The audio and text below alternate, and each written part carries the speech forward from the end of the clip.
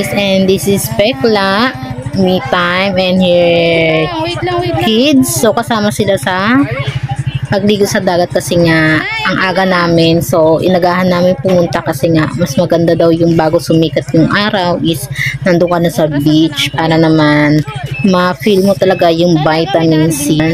So ayan, ang gulo na aming vlog. So this is me time. I miss you bakla.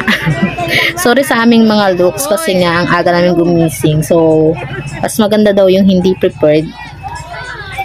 So ayan.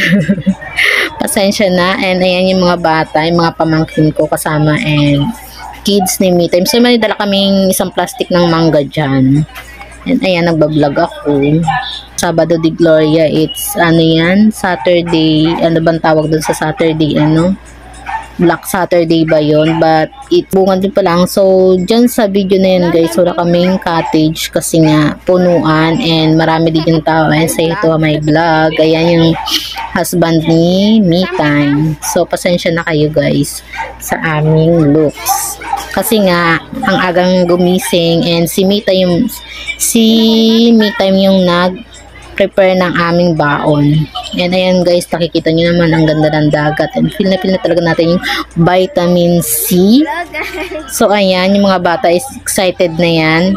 And nung pumunta kami dyan guys, is malamig yung weather. Kasi nga, ano, yung singaw ng init is hindi pa siya masyadong mainit.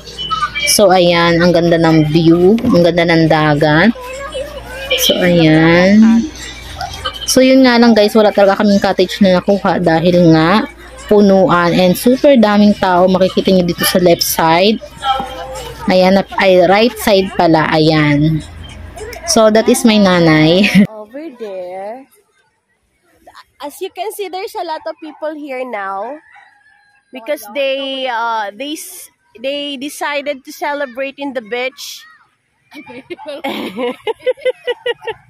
With the bitches in the beach. Look at their happy faces kasi sila'y nakatalikod. So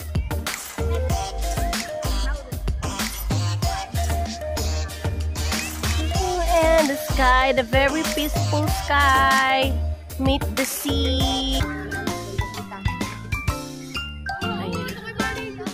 May malilim na maulan, masarap maligo. Kaya lang walang ano.